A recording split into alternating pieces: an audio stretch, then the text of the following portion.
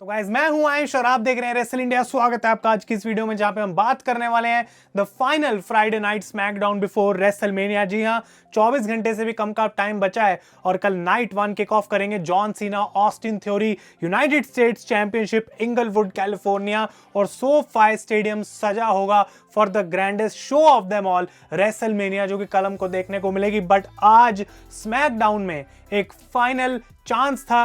Cody Rhodes, Roman Reigns confronted each other face to face. Usos confronted Sami Zayn and Kevin Owens. उसके बारे में हम बात करेंगे। Under the giant memorial battle royal देखने को मिली और क्या WWE ने शेप लिया आज लॉस एंजलिस में इस हुई फ्राइडे नाइट स्मैकडाउन की हम बात करने वाले हैं। कल दोनों वीडियोस अगर आपने नहीं देखी हैं तो उसका लिंक आपको डिस्क्रिप्शन में मिल जाएगा। WrestleMania night 1 predictions and night 2 predictions हमने अलग अलग वीडियो में करी हैं, तो आप वो जरूर चेकआउट करें अगर ऑलरेडी आपने वो नहीं किया है। तो कोई टाइम नहीं वेस्ट करेंगे, इस वीडियो को भी आप एंड तक देखते रहें, अपने ओपिनियंस बताएं मुझे स्मैकडाउन पे और लाइक बटन दबाना बिल्कुल भी ना भूलें। द ऊसोस करते हैं शो को स्टार्ट, वो बाहर आते हैं लेकिन जैसे ही वो अपना वेलकम मैसेज देते हैं भाई आ जाते हैं सैमी ज़ेन और केविन ओवेंस। और उनकी यहाँ पे बिल्कुल सीधी सीधी बात थी कि हम एक मिशन पे निकल गए हैं और वो मिशन है कि रेसलमेनिया में हमको अनडिस्प्यूटेड टैग टीम टाइटल्स जीतने हैं।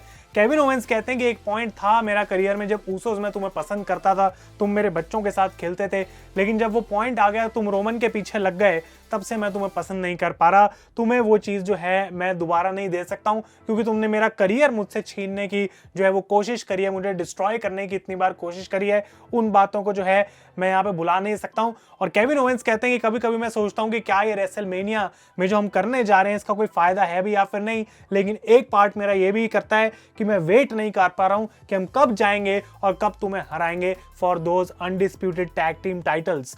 तो ऊसोस यहाँ पे काइंड ऑफ ब्लेम करते हैं सैमी ज़ेन को भी कि भाई तुम्हारी कोई लॉयल्टी नहीं थी इतने टाइम से, इसकी वजह से हमने तुम्हारे साथ जो किया वो किया। लेकिन सैमी ज़ेन उल्टा जे ऊसो को ये बात बोलते हैं कि भाई मैं सबसे ज्यादा लॉयल था तुम्हारे साथ, ब्लड लाइन में तुम्हें मौका दिया था, लेकिन रोमन रेंस जो तुम्हारा हेड बना फिर रहा है वो कभी किसी के लिए लॉयल नहीं था, वो तुम्हें फोर्स करता है सारे काम करने के लिए। तो ऊसोस की तरफ से मैसेज क्लियर था कि अब भाई सैमी हमारे लिए तुम्हारे पास कोई लव नहीं है, तुम्हारे साथ नहीं हो। लेकिन ये प्रोमो काफी बैक एंड फोर्थ हीटेड चल रहा था और ऊसोस का फाइनल मैसेज ये था कि देखो भाई हमेशा से जो होता है ज़ेन तुम्हारे साथ वही होने वाला है, तुम केविन के साथ हारे हो लेकिन रेसलमेनिया में भी जब तुम्हारे पास मौका होगा टाइटल जीतने का तो केविन ओवेंस तुम्हारे ऊपर टर्न कर जाएगा और अनाउंसमेंट जो तुम सुनोगे मैच के बाद it will be and still the undisputed tag team champions Jimmy and J the Usos. तो यहाँ पे जो मौका है वो बहुत बड़ा है सैमी और केविन के पास। ऑब्वियसली आप मेरे प्रेडिक्शंस वीडियो जाके सुने कि मैं क्या देखना चाहूंगा इस मैच में, मेरे हिसाब से कौन यहाँ पे जीतेगा। But this confrontation was good. कोई आज हमें फिजिकल यहाँ पे देखने को नहीं मिला क्योंकि वो चीज़ पहले हमने कई बार अब तो देख लिया है, कितने महीनों से हम देखते आ रहे हैं इनके बीच में।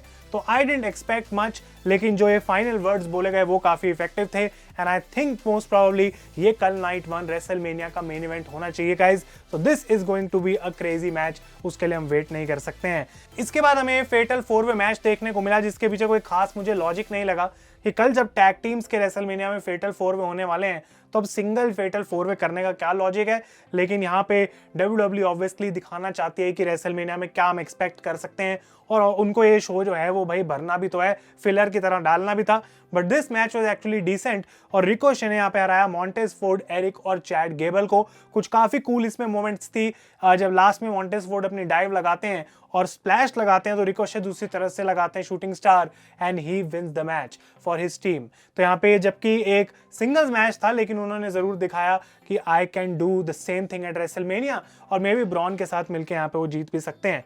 इसके बाद Andre the giant memorial battle royal देखने को मिली जहाँ पे बॉबी लैशली को डाला गया था और चीज़ें ऑब्वियस हो गई थी कि भाई जब एक पॉइंट पे बंदा ब्रे वायत से लड़ने वाला था, किसी को नहीं पता एग्जैक्टली हो क्या रहा है ब्रे वायत के साथ, उसका मैच गया रेसलमेनिया में, तो बॉबी लैशली को कहीं पे तो WWE को कॉम्प्रोमाइज कराना था और उनका जो सोल्यूशन था वो ये कि बॉबी लैशली को ये Andre the Giant battle royal जितवा सकें।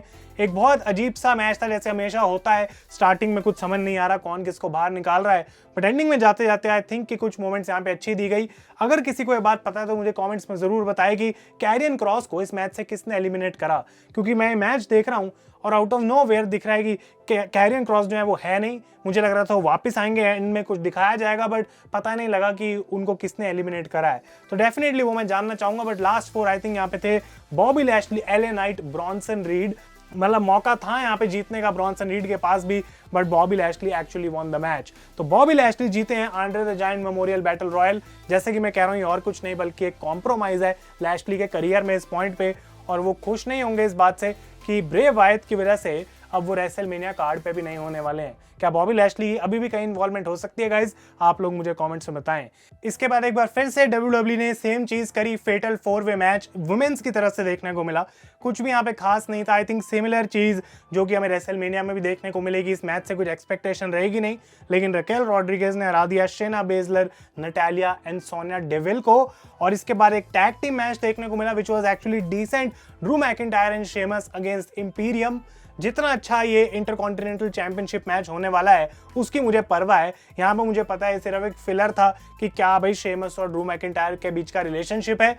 आई डोंट थिंक वो मैटर करता है क्योंकि वो एज अ टीम लड़ी नहीं रहे हैं रेसलमेनिया। तो यहाँ पे थोड़ा लॉजिक लूप था, लेकिन हम इतने पास आ गए हैं रेसलमेनिया के, क्या करेंगे इन सब लॉजिक्स काम जब हमको पता है कि the bigger picture is much better. और यहाँ पे ड्रू मैकिंटायर और शेमस की टीम ने हरा दिया इंपीरियम को। कुछ ऐसे टैग्स यहाँ पे देखने को मिले जो कि ड्रू और शेमस को पसंद जरूर नहीं आए, लेकिन at the and they were both winners on SmackDown. और उनमें से ही कोई एक शायद इंटरकॉन्टिनेंटल चैंपियन बन के निकल सकता है when they walk out of WrestleMania. लेकिन जो मेन इवेंट था इस शो का, मेन थिंग जिसके लिए लोग रुके हुए थे in Los Angeles, was Cody Rhodes comes face to face with the tribal chief Roman Reigns one last time before WrestleMania Sunday।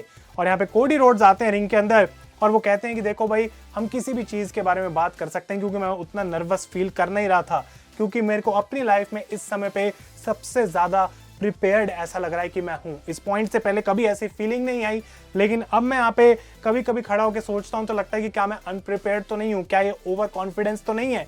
तो ये सारी चीज़ें हैं जो खत्म करने के लिए मुझे एक ही मेडिसिन चाहिए, and that is to defeat Roman Reigns on WrestleMania Sunday. और वो कहते हैं कि रोमन रेंस ने मेरे बारे में बहुत बातें बोल दी हैं, बहुत सारी चीज़ें हमने बोल दी हैं, और उन्होंने ये भी कहा था कि भाई मैं अपनी ही कंपनी में ओवर नहीं हो पाया था। वेल मैं रोमन तुम्हें एक बात बताना चाहता हूं कि तुम भी WWE में इतने सालों से हो और हर साल WWE तुम पे मिलियंस ऑफ डॉलर्स खर्चती है, और इतने साल तक वो चीज़ करने के बाद भी तुम्हें 8 साल लग गए to become what you are here. तो ये WWE को जो इन्वेस्टमेंट है 8 साल बाद जाके पे ऑफ हुई, तो तुम मुझे क्या बोल रहे हो कि मैं अपनी कंपनी में कभी ओवर नहीं हो पाया। This was a direct shot.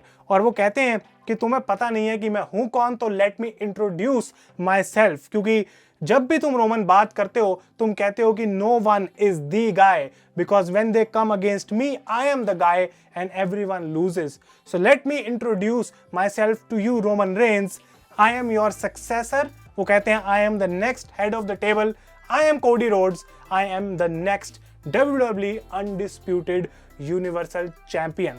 तो एक बार फिर से 5 out of 5 प्रोमो फ्रॉम कोडी ये हम एक्सपेक्ट कर सकते हैं। जो उनकी प्रेपरेशन है, माइंडसेट है, जो उनका हम कह सकते हैं रीजन है इस मैच में जाने का, it is all real and he wants the championship by any means. और रोमन रेंस यहाँ पे बाहर आते हैं, काफ़ी लंबी उनकी एंट्रेंस थी और शो में 2-3 मिनट बचे थे, तो पता था कुछ खास तो होने वाला है नहीं। लेकिन रोमन रेंस यहाँ पे आके बोलते हैं लॉस एंजलिस, लेकिन एक्नॉलेज मी नहीं। वो कहते हैं इन लोगों के बारे में मुझे कोई फर्क नहीं पड़ता, तुम में से किसी के बारे में मैं केयर नहीं करता हूँ। लेकिन अब जिसका मौका आ गया है वो है कोडी रोड्स। सो कोडी रोड्स एक्नॉलेज मी। और ये रोमन रेंस बोल के माइक नीचे फेंक देते हैं। कोडी रोड्स एक सीरियस स्टेयर देते हैं यहाँ पे रोमन रेंस को और क्लियरली बता देते हैं कि भले ही तू मेरे सामने आके you can raise your title, but I am still focused on winning those titles. तुम मुझे मैनिपुलेट नहीं कर सकते हो, कुछ उल्टा सीधा नहीं दिखा सकते हो, and you can not change the picture, because the picture is that I am going to defeat you at WrestleMania and end the story. तो ये एक फाइनल क्लोजर इस स्टोरी को दिया गया बिफोर रेसलमेनिया संडे, और अब इंतजार है इस मैच का। आप लोग अगर मेरी प्रेडिक्शंस सुनना चाहते हैं, एक बार फिर से मैं बोलूंगा नाइट 2 की आप वीडियो देख सकते हैं, जहां पे हमने बहुत डिटेल में बात करी है कि क्या इस मैच की एंडिंग होगी, किस तरीके से WWE अप्रोच कर सकती है, और मैं क्या देखता हूं कि कौन इस मैच को जीतेगा। तो आप लोग अपने ओपिनियंस बताएं आज की स्मैकडाउन के शो के बारे में, और अगर ये रिव्यू आपको पसंद आया तो लाइक जरूर करें गाइस। तब तक के लिए thank you so much for watching, and I will see you tomorrow after WrestleMania night 1। उम्मीद करते हैं कि बहुत ही ज्यादा जबरदस्त शो WWE कलम को देने वाली है, and I will be back with my review. Thank you so much. मैं हूं आयुष और आप देख रहे हैं रेसल इंडिया।